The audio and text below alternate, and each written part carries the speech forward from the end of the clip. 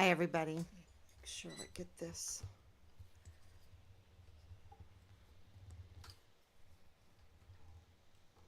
Okay, adjusted.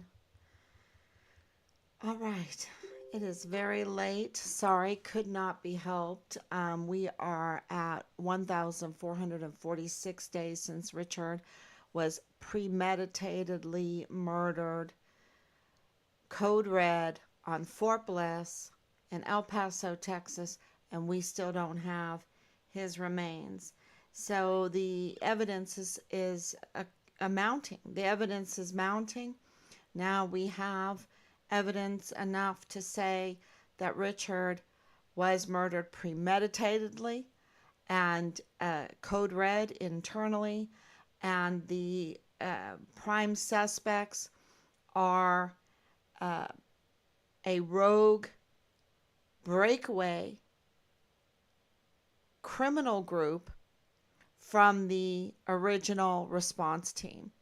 And I'll say that enough to get quicker and quicker at it, but it's very important if you want to know who premeditatedly murdered Code Red Richard Halliday on Fort Bliss. You need to say, well, the prime suspects are in that rogue breakaway criminal group from the original response team.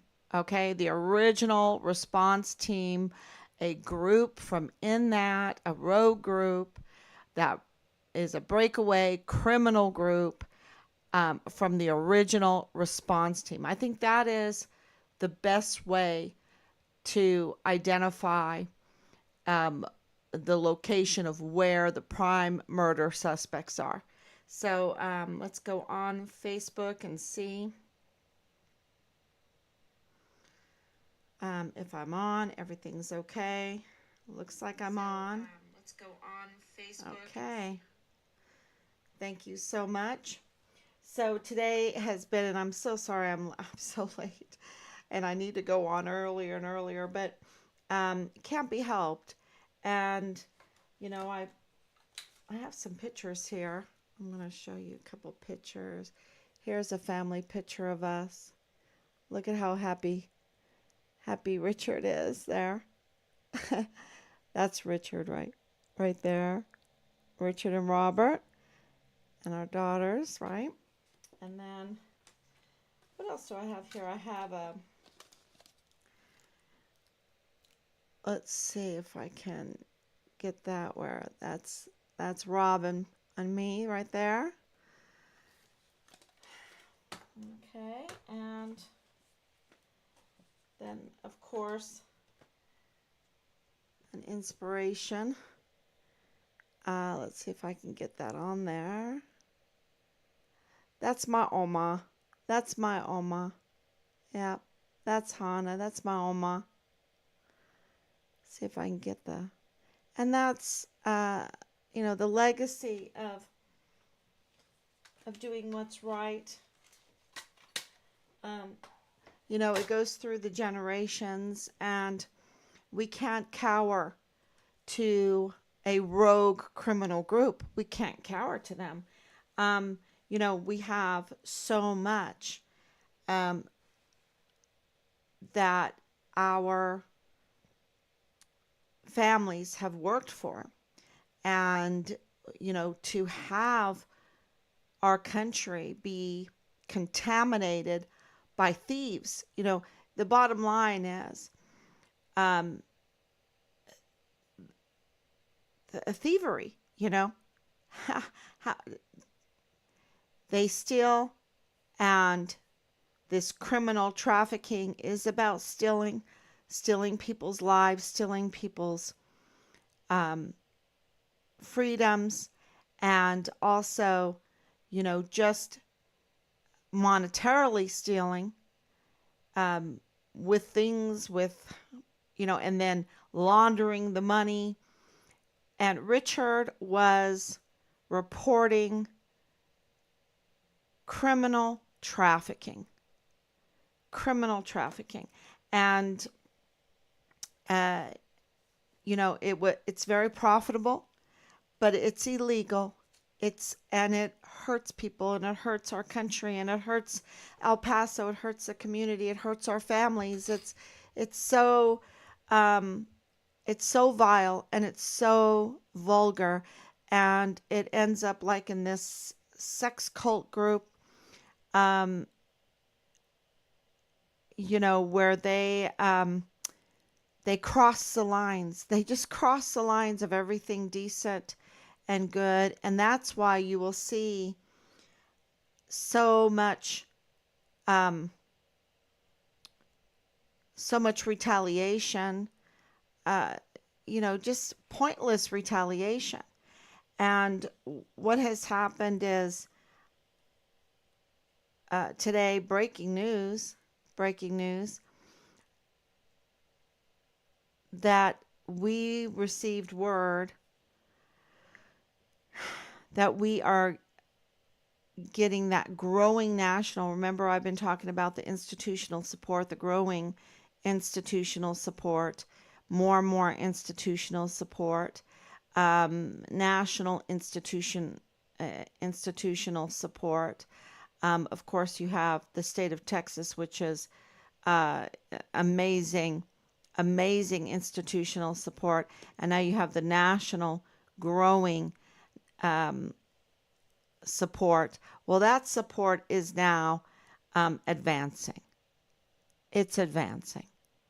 And that's why you'll see more support, more interest in our story, our son's story, um, what is going on with all the criminal activity in this, what Richard exposed, what we have continued to expose, what Richard was exposing, continued his work um, for justice, for the safety of our country, for the defense of our country. He took an oath. He took taking oaths very seriously. Some do not. Some do not, like Bill Hicks. He does not take taking oaths seriously. He's a usurper. He's a usurper in the 34th Judicial District Attorney's Office. And it is very, very clear. And, many of these rogue group individuals in the original response team in Richard's case don't take their oaths seriously either, to defend the Constitution from foreign and domestic enemies, and to become a criminal within the ranks, to become a criminal, to take advantage of our system, which is supposed to be there to support our country, to make our country healthy and strong and good, and they're taking advantage of that. That is a betrayal of their oaths, a betrayal of their uniforms, their badges. And so this is why this rogue group, criminal group, has been so brazen and bold, is because they have put on our beautiful uniforms. They have put on our beautiful badges. That's why, they impersonate what is supposed to be a response team, right? A response team, a defense team. And, like Joe Spencer, he is, like really an imposter. He, says he's a defense attorney, and yet he is an intimidator. He even targets our election system. He interferes with the candidates and with the elections. And that's all being exposed. And it's not me. Thank you, Anicia, for coming on. And it's not just me saying that. it is a wannabe DA, an attorney there in El Paso that wanted to be a DA, and felt like she had to record the meeting with Joe Spencer because of the intimidation and the bullying, trying to interfere with our election process, our system, you know, the candidates to interfere with who can run. And now that really makes us understand the situation that we're in with Joe Biden, right? We're like the Democrat Party. You mean you have capable people that can run, right? And yet there's so much intimidation. There's so much interference, like what Joe Spencer's doing right there in El Paso with the district attorney's office. Somebody wants to run, and they feel intimidated. They feel bullied.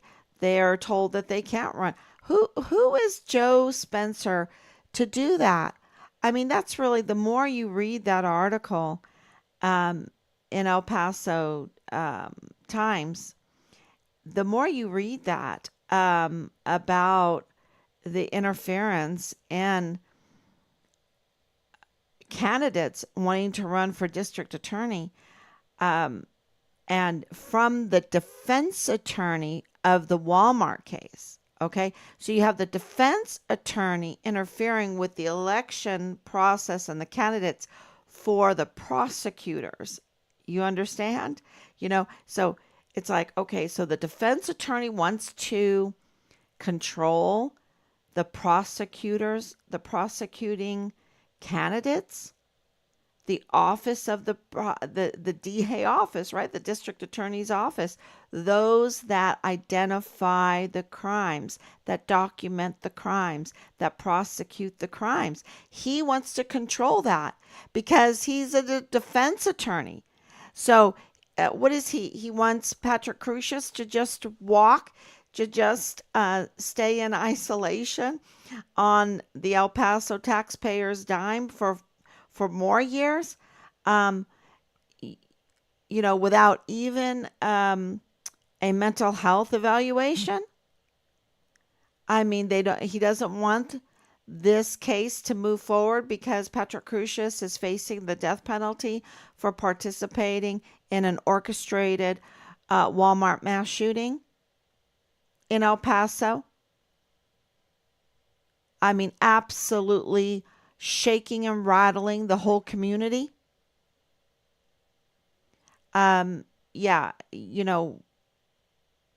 this is, when you really think about it, and we need to think about it, because Richard's case partly depends on a functioning district attorney there in El Paso. Someone that will identify the crime, that will document the crime, and that will prosecute the crime. And we see that Bill Hicks is absolutely unable to do that because he's illegitimate. He doesn't have the authority. He does not have rightful authority. Anyone can stand up against him and say, you don't have the rightful authority. Just like this rogue breakaway criminal group in the original response team in Richard's case, they have come from a position of impersonating authority. We have it. We did this. We did that. No, look, we have a premeditated murdered soldier on Fort Bliss. You don't have the authority to cover it up. Okay? There's no authority to cover it up. the law explicitly is to is there to identify the crime, document the crime, and prosecute the crime.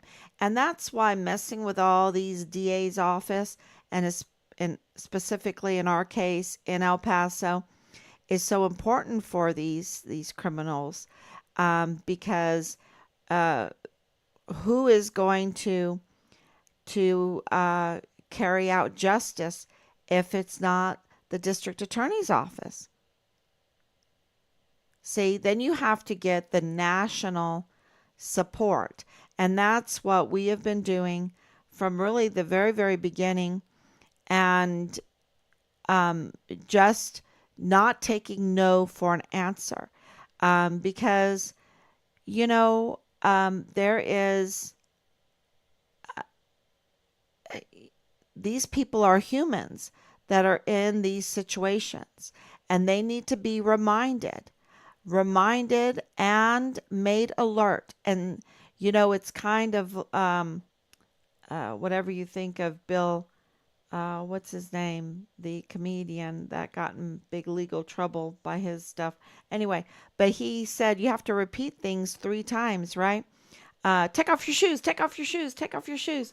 Um, close the door, close the door, close the door. And all of us with children absolutely laugh with that because we know it's true that we have to repeat all the times, our directions to our children's, chew with your mouth closed, chew with your mouth closed. We have to say it 3 times. We have to, repetition is the mother of knowledge. And so this is the same thing with our legal system, with our institutions, with our agencies. We absolutely know that not not all of them are on the up and up, and so they have to be reminded of their position, and that they too, no matter if they're on the up and up or not, no matter if they like us or not, no matter if they like Richard or not, no matter if this means that they're going to be held accountable for the crimes, they are in that position. And I'm talking about Jesus Nieto. Um, I'm talking about Marlon Soto. I'm talking about Tavita Nusa, who lost his badge, right? He lost his badge because he was not in the position of authority to commit crimes, to give unauthorized access to Leilani Hart, his family member, his sexual partner. He was not allowed to give her that unauthorized access to be up to no good. And, and then at the national level, and you can go on, Bill Hicks does not have the authority at all. He did not install properly. That's the way to say it. He did not install as district attorney properly or legally, and therefore he is a usurper in that position. And it's the same thing with the chief medical examiner, Mario Raskin Ortiz.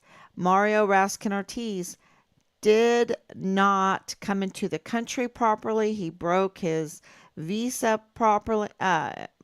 He broke the visa. He broke the exception, right? Or the waiver. He broke the waiver. Whatever happens, he is illegal. It's void. It is void. And he is not qualified to be the chief medical examiner. He does not have authority. As bad as he wants to have authority, as bad as Veronica Escobar wants to have the authority, because, once all of that breaks, she's there. She was the one. She's the one supporting the criminal activity. And it is criminal activity, and it is a portrayal of El Pasoans and a betrayal of Texans and a betrayal of the United States. So, that's all coming out. And so the breaking news is, if you're just joining, we have breaking news. We have been, for the last almost 4 years, growing the national support by absolutely repeating, requesting.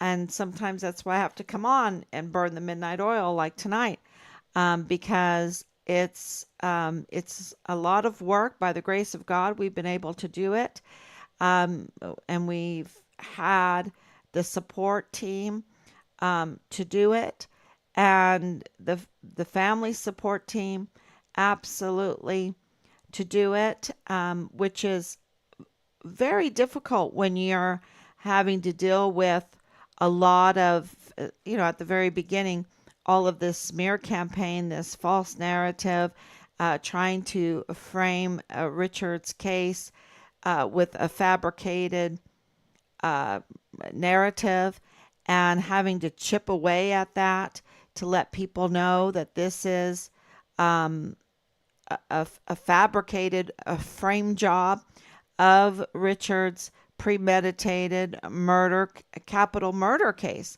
right? And they've tried to frame it in all kinds of ways. And we've had to, take down that structure that they've tried to put up there. And so, and tell the truth and let people see behind the curtain, let people see the real case. And it's ugly. It's very, very ugly. Um, but we have to uh, expose it nonetheless, for the sake of Richard, for the sake of our military, for the sake of El Paso, for the sake of Texas, for the sake of the nation. And so the breaking news is that all of our work, the frame was just toothpicks. It was, it had no hold. It was just really, it was just, I guess, a smoke job, a smoke bomb. Um, I'm trying to find the right narrative, the right analogy, to let everyone know that the smoke is clearing and people um, see what really happened. And as we see more and more clear, as more and more of the fog lifts, and of course, the national level agencies and authorities and um, institutions see it first, right? Because they have, of course, access to all of the evidence that we have put forward. In addition to, really, we have things that they haven't even seen yet.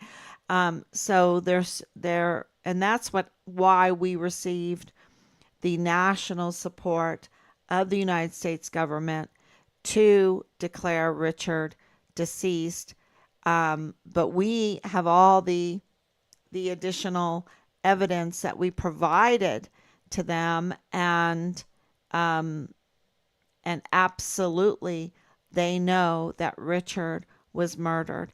And this national support, this national support that is absolutely seeing the evidence and is convinced, because there's no other way, there's no other option, right?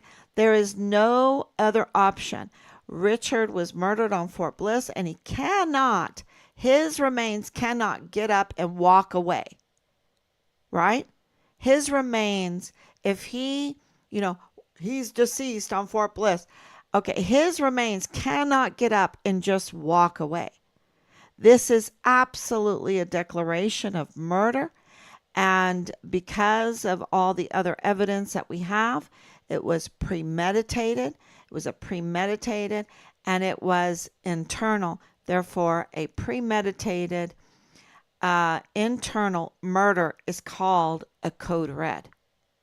And you can say, oh, that's Navy or whatever. No, it is an internal, and it is an analogy to the movie, right? A Few Good Men, the code red. Um, and, really that came from the prime suspect. The prime suspect was telling us very early on what had happened to Richard, written down. That it was like A Few Good Men, a code red. And that was Leilani Hart. Leilani Hart, the mother of Richard's platoon leader, um, you know, telling us right out what had happened to Richard. And she's a confirmed convicted criminal, right? She's involved in the um, adult sexual uh, services business. Okay, she was receiving her mail at an adult sexual service uh, business. And, you know, uh, just trying to define everything for people. Because if I say, oh, it's Dreams Cabaret, that sounds like, oh, maybe that's like some kind of mattress shop or something like that. No, this is an adult um, sexual service entertainment business. And, that's where she was getting her mail. So that corroborates um, this vile and vulgar messaging that we have been bullied with and intimidated with. And but you see, the thing is at the beginning, it has effects, right? And then it you almost you can see through it. It's kind of like the Matrix. The bullets are coming to you, and might zip past you and get your arm or whatever. And but once you learn how to jump, right? And that the fall, you can control the fall. Once you learn that those bullets are just a matrix, they're just part of an attempt to fabricate a framing of a narrative so that Bob Moore can use it in a fabricated story and do like a hypnosis job on the community so that they could get away with murder. That's the bottom line, is a psyop job and how to get away with murder. And once you see through it all and understand what they're trying to do, then when the bullets come at you, you can just flick them away. You just doop, doop, flick them away.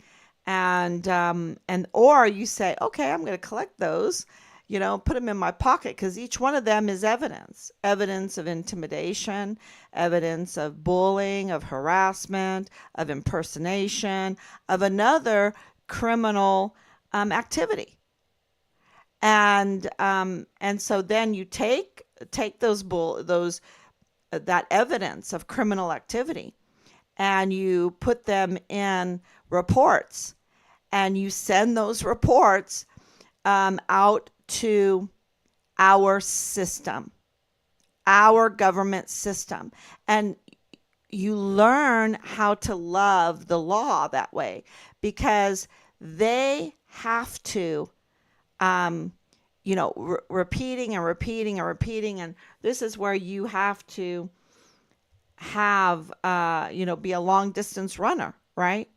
You have to have that fortitude. You have to just, what's the right words? To keep going.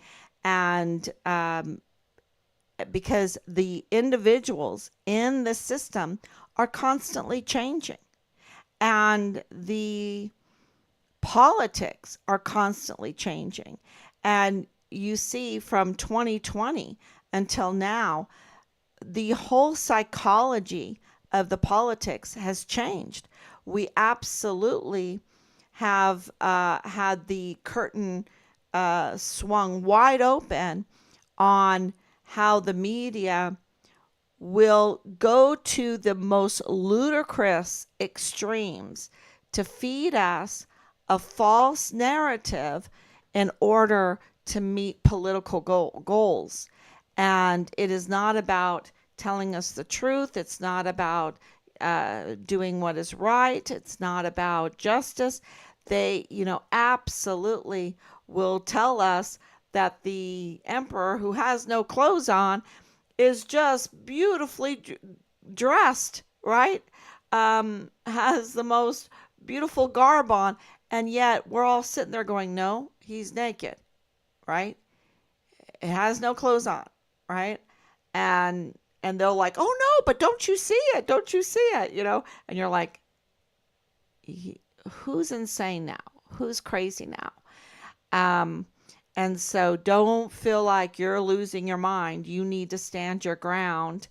And, people will call you crazy. I mean, I don't know how many times people have called us out, trying to do a hypnosis job on us and tell us all kinds of wild things absolute ludicrous things about Richard.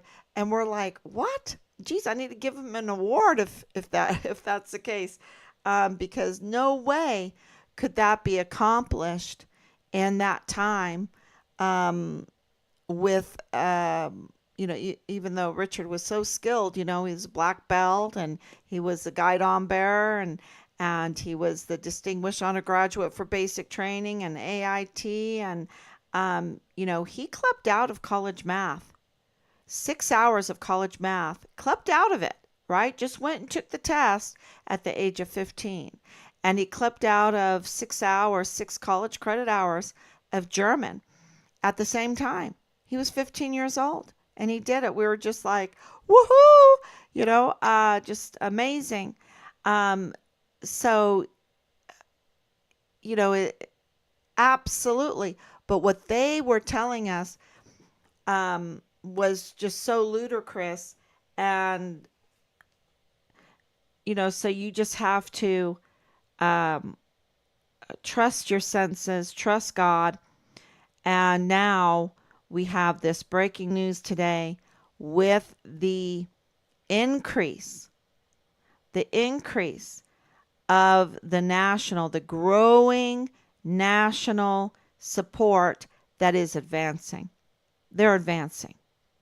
And we received confirmation about that today. So this is something to share. The Richard Halliday case with the Walmart mass shooting case.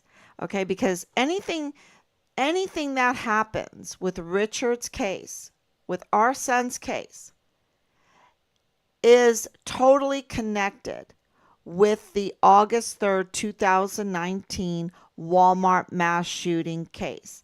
That's why there has been so much this criminal group, right? This criminal group from the rogue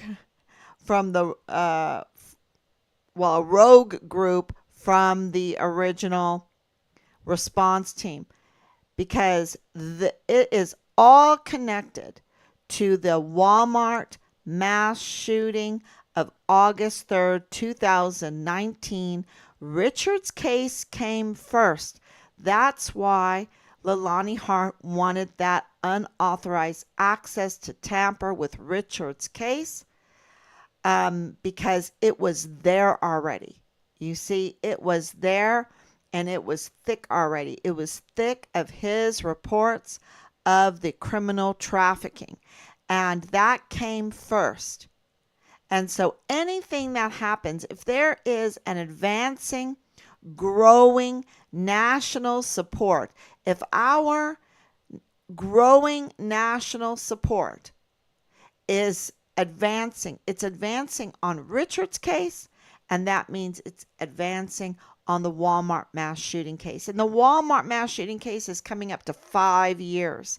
5 years, right?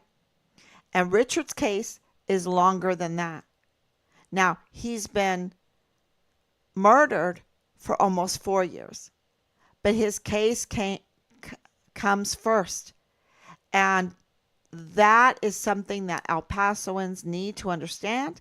Not only El Pasoans, but our military, because this affected so many. Do never forget about Glendon Oakley Jr., okay?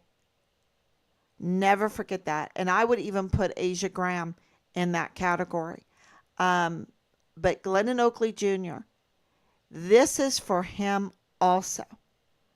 What a beautiful young man. It just breaks every time I think about watching those videos, you know, your heart just shatters. It just what a beautiful young man. When I think about Richard and his videos, what was going on in the barracks, and to know that Command Sergeant Major Shaky Jake, Jerry Jakovitz, is rubbing shoulders with this. Well, he's part of it. He's part of the rogue breakaway original response team. And, you know, Richard's case is a premeditated murder case. This is in Texas. And going to dinner with Shaky Jake, seeing him betray us, right? Absolutely experiencing the betrayal in the meetings, because don't forget, he was in the meeting when they were telling us that Nadal Baim is just some guy, some weird guy that was following our Facebook. That he's just some guy following our Facebook. And he absolutely, look, Nadal Baim,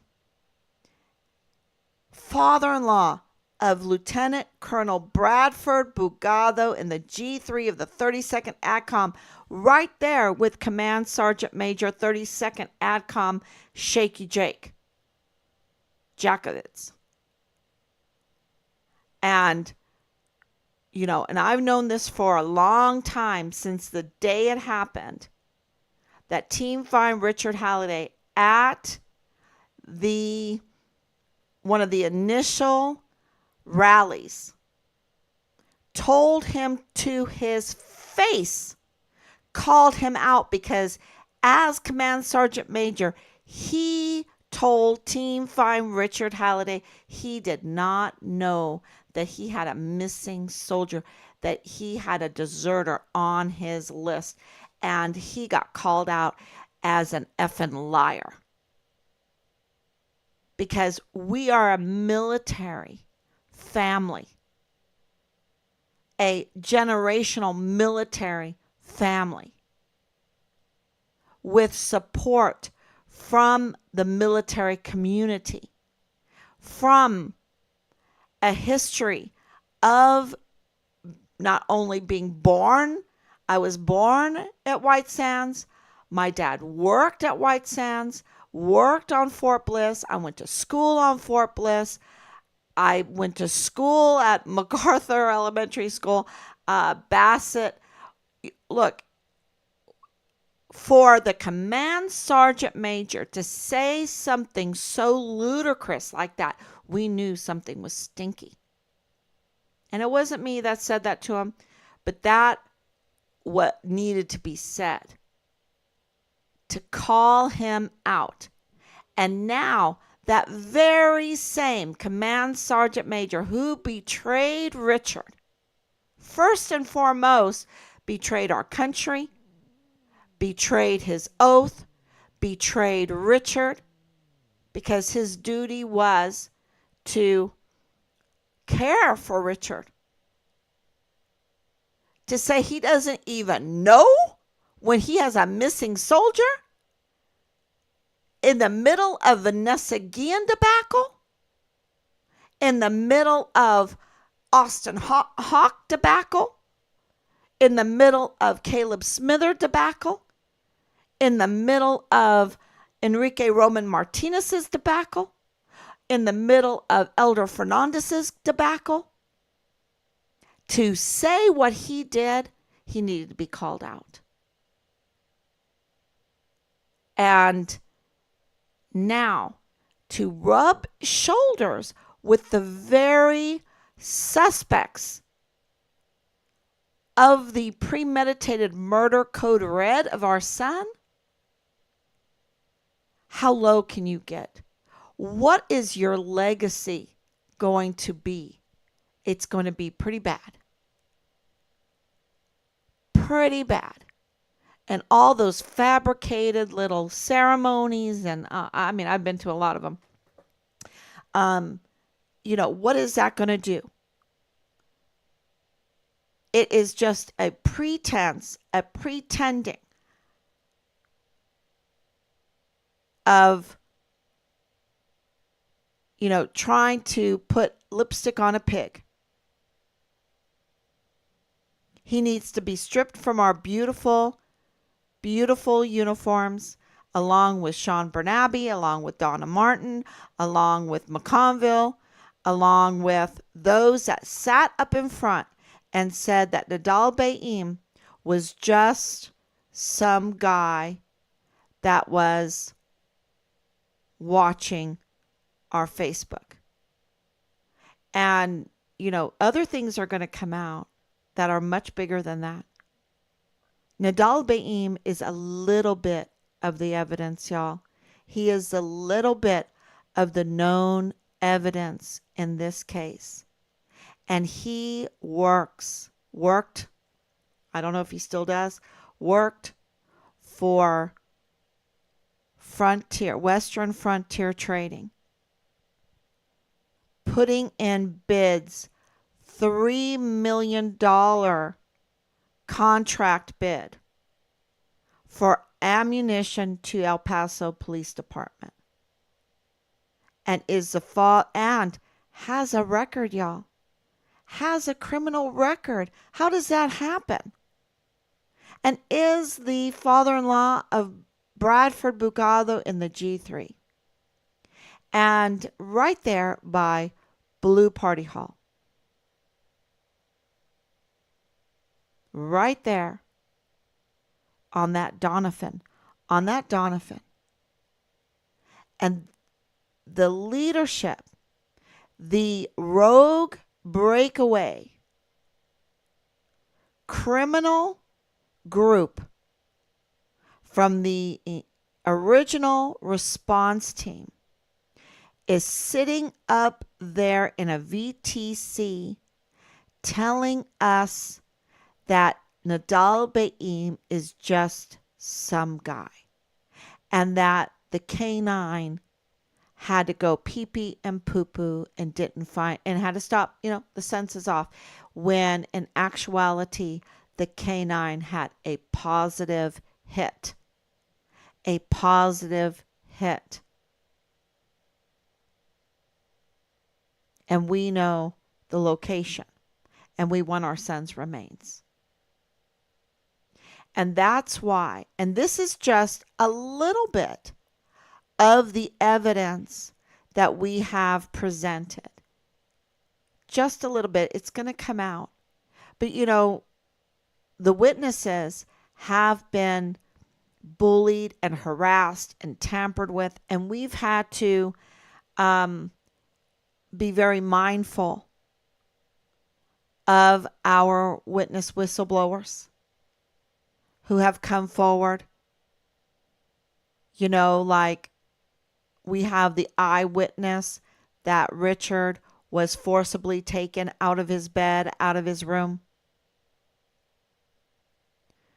We have witness whistleblowers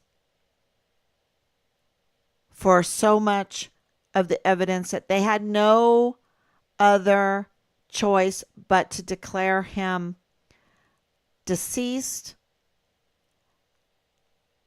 in actuality premeditated, murdered, code red.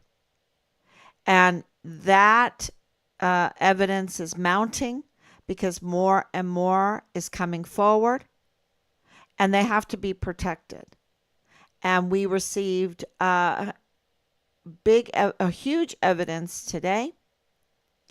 And we also received the wonderful breaking news. So keep your eyes on El Paso. Keep your eyes on Fort Bliss.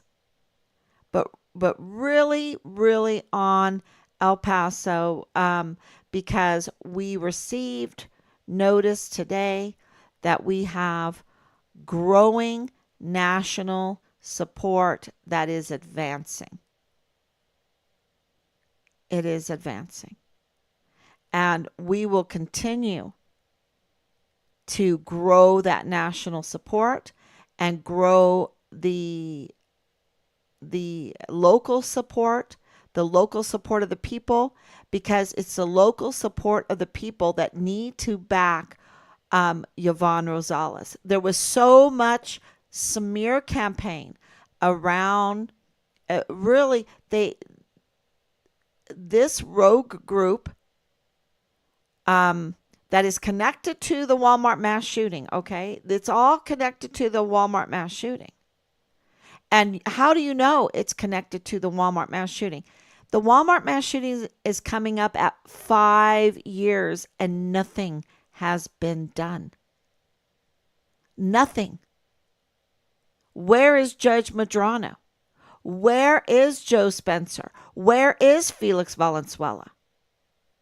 Where is the usurper, Bill Hicks? Everything they were saying, smearing about Yvonne Rosales was really in actuality them. And she absolutely needs everybody's support because her time is very short. And we've been praying. We've been praying. We were praying in Macon. Macon has this beautiful cathedral. When we were, I don't know if people know this, but we had to take a trip, and we went into Macon, and the cathedral. We didn't know if we could get into it because it's amazing cathedral there in Macon, Georgia, and this man was in the parking lot, and he goes, "Are you here to go into the cathedral?" And we said, "Yes, if it's open, we'd love to go into the cathedral." And he says, "I'll show you how to get to the open door, okay? Because the front doors are locked, but the side door, anyone can go in." And we went in there, and we were praying for Yvonne Rosales, okay? We lit candles for Yvonne Rosales. And she needs to take her rightful place. She has been put through so much. And I don't know her personally. I've never talked to her. She's a Democrat. I normally vote very right. I'm like a Ron Paul voter, very conservative. But I'm saying prayers for Yvonne Rosales because she is the rightful district attorney. And she was bullied and she was lied about. And one of the main interferers, intimidators, was Joe Spencer, was Bob Moore, was Justin Underwood. And we learned about the character of Joe Spencer in that article. I'm crying because we really are praying that not only that Yvonne Rosales will strap on the full, first pull on her boots, strap on the full armor of God, march in there, have the support of her voters, her voting base there in El Paso to back her up, because she has to have that backup. And to once she gets her, because she was forced to resign in duress. It was brutal what they did to her. And the more you read through it, the more, it's kind of like the brutality of the whole COVID thing, what they did to us with the COVID, right? It was just brutal. It was just unnecessary. Unnecessary. And we're all about taking care of each other, they took advantage of our love for one another, for our love for our families. And they required things that hurt us more.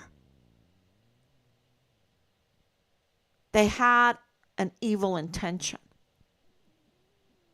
And what they did to Yvonne Rosales was also this fabrication, the twisting, the manipulating, even taking. See, this is why in our case, that is such a godsend, that is so important, because this rogue group,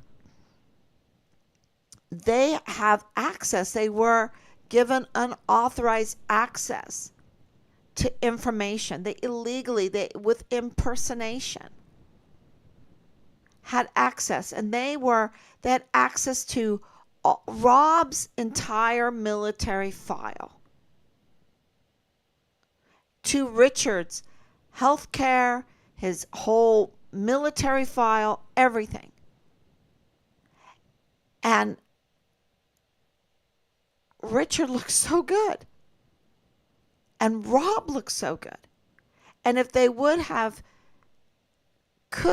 there was one little thing, they would have ran with it and twisted it and turned it. And, the point is that should not even be the case. You don't have to have a totally clean record in order to ask the question, where is my son? Look for my son. Identify the criminals. Document the crime. Prosecute the crime. You shouldn't. That's not required. That every that Richard has anybody has a clean record. And so they will take any little thing.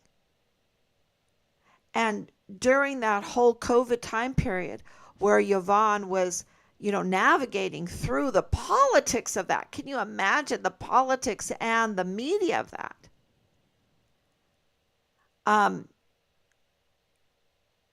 They were just taking full advantage of twisting that and misrepresenting it. It's so clear when you read through everything and these open records that we have requested, that John Briggs was so up to no good on so many different cases. And John Briggs is one of those that I would say, is right in that category with Joe Spencer. Hurting El Pasoans, hurting the prosecution of crimes. And all these plea deals, y'all, plea deals is not the prosecution of crimes, because, the public cannot hear the trial, cannot hear the case. It's a cover-up job. It's just and the federal case of Patrick Crusius, it's like a cover-up job, because yes, he got punished, and everybody's like, okay, he's going to spend 1,000 years in the albatross of the Rockies, right? But the public did not get to hear the case.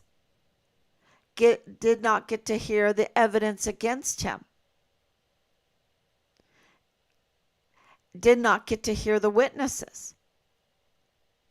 And doesn't the Bible say you need to have these two witnesses? Let's hear the two witnesses. I want to hear the two witnesses that say Patrick Crusius came in there and shot up 23 people, or more people, right? But we're not given that opportunity to hear the evidence against him. And that's going against our system. Our system requires that we have a transparent, open legal system. You can't just shut doors on us. And these plea deals are, like shut doors. So, and I hope that makes sense. So we partly need,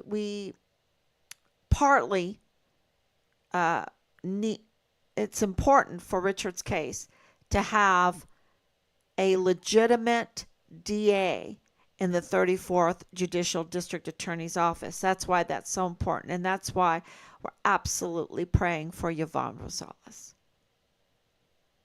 And I hope that we can, through these live streams and more, and I wish, the force multiplier. We need you to be the force multiplier. We need you to go and tell your friends and post up and everything that what we have in El Paso right now is a usurper, and that Yvonne Rosales is the rightful, duly elected district attorney, and that she needs to be supported so that she can assert her position, so that she can do her job of prosecuting crime in El Paso. So that's really very, very important. And the message is that we have breaking news, growing national support that is advancing now.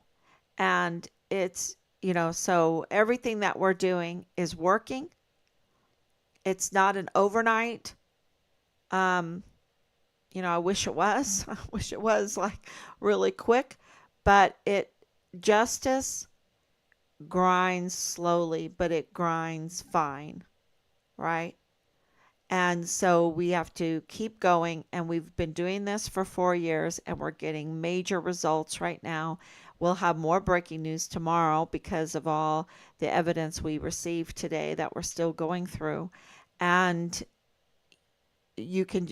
people want to know what happened to Richard, he was reporting criminal trafficking.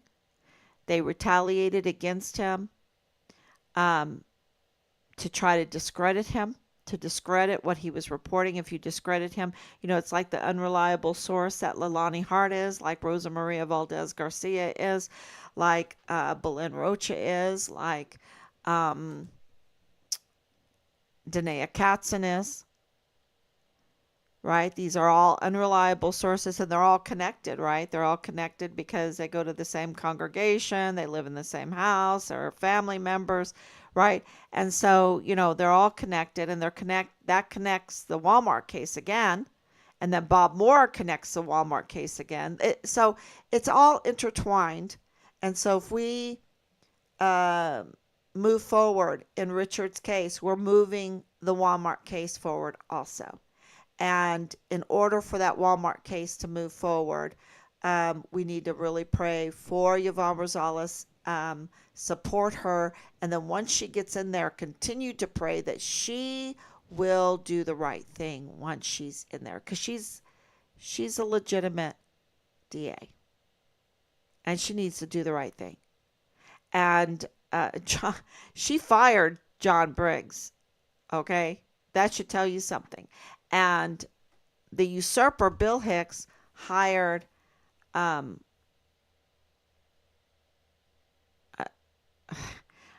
criminal to run the office. So all of that is coming out. And I just want to say thank you so much. If you have any questions, God will supply all your needs, righteousness, glory, honor, and prayers for justice for Richard Halliday. Absolutely. And really put Yvonne Rosales on that list. Because what we have been doing has